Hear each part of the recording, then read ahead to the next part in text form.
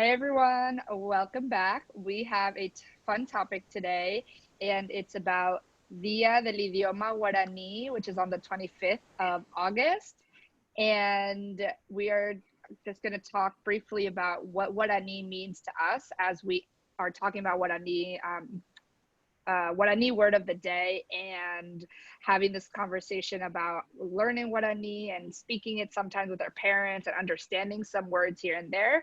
But given our geographical distance to Paraguay, we don't really engage with Guarani as much. So that's why we thought it was important to talk about Dia del Idioma Guarani and what people in Paraguay are celebrating, and also us feeling a part of that celebration.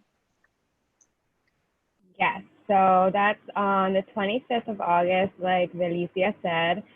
And so basically, you've heard us use that word a lot. We've introduced the language in several of our dialogues and several of our posts now.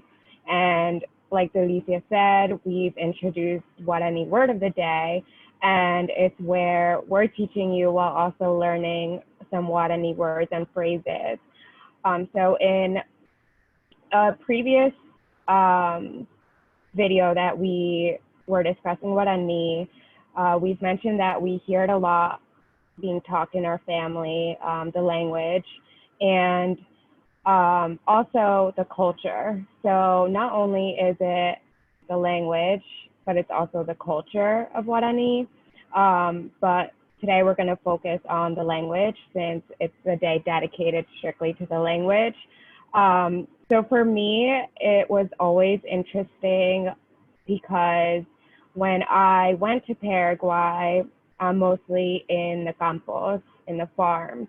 That's where my family lives on my mom's side, majority. So I would stay there, and they would mostly speak in Guarani. I recently Skyped or WhatsApped my grandpa or abuelo for his birthday, and so he strictly speaks Guarani. He does know Spanish as well, but his first language that he speaks in is Guarani. So my mom was telling me words and phrases to speak to him in so that he could better understand me. So that's like a recent example of where I've used it. And in our houses, it's a mix of Guarani and Spanish that we hear. And Delicia has introduced this word before, yo para. Did I say that right? Yeah, yo Great. para, like the Yes. mixture of Castellano and Guarani.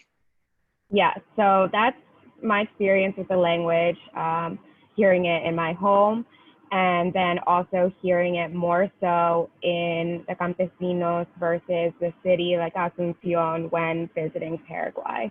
Hmm. Yes. For me, Guarani, similar to Mary, I hear it at home. Like if my grandmother or my parents are speaking, like phrases here and there, or if they want to express something that's maybe only expressed in Guarani, and that like you can get the feeling of the expression. And like I think Guarani is a very like language that's expressed with your body, but also your like it really connects to like a visceral experience that you're having in whatever you're talking about, or that has been my experience with it. And when I lived in Paraguay, because it's the official language, we had to take Guarani classes. So I still have my Guarani notebook, and I know how to count in Guarani as like 1 to 10. Me uh, too. Kind of. I know Petei, Mokoi, and then I'm Mahapu, lost. no, Mohapu, I think. Irundu, Po, There we go. Poti. We'll get there, guys. That's We'll get yeah. there. That's another lesson. So, I mean, it was when I was in fifth grade. So then languages are easier versus now I have to really listen to it, and it's nasal. So it's hard pronouncing some things. But some facts, like we talked about previously, that it was an official language in 1992, but it was actually put in the Constitution in 1967. So it gave people or the citizens of Paraguay the opportunity to speak Guarani without being discriminated or get in trouble with government because they were speaking it, because we have to remember, my friends, Paraguay is a colonized land. Yes, it is. So and there was dictatorship, so there was a lot of control in the country. So speaking Guarani was once negative, right? And people were in trouble, would get in trouble for speaking Guarani, even though it's the original language of the land, right? The land is from Guaranis, Tupi Guarani, and all the different linguistic families, but also the different tribes within the Guaraníes, right? So, and if you, like, we talked about Guarani as the language, but we also have to remember Guarani comes from the indigenous groups, right? The Guaraníes that are found within Argentina, Brazil, Paraguay, Bolivia. And so they were nomads, right? So they're all over. So Guarani or Tupi Guarani or Yopara comes from the Guaraníes, which is part of our identity, right?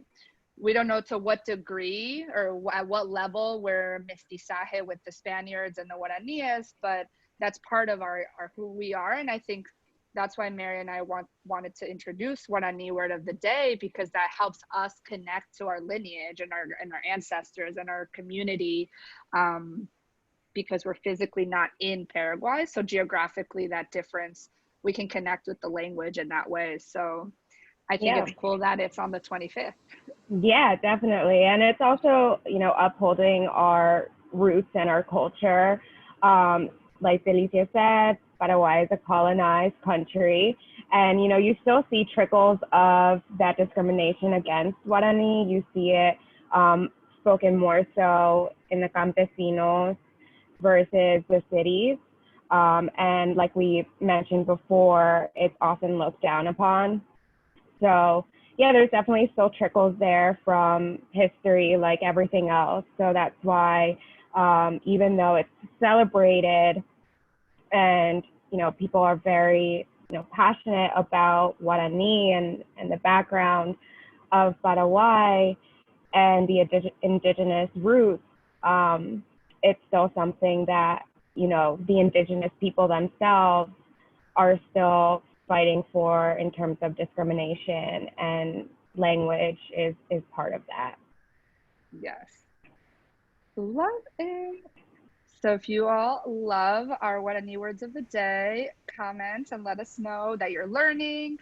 Pronunciation, we're gonna get better, we promise.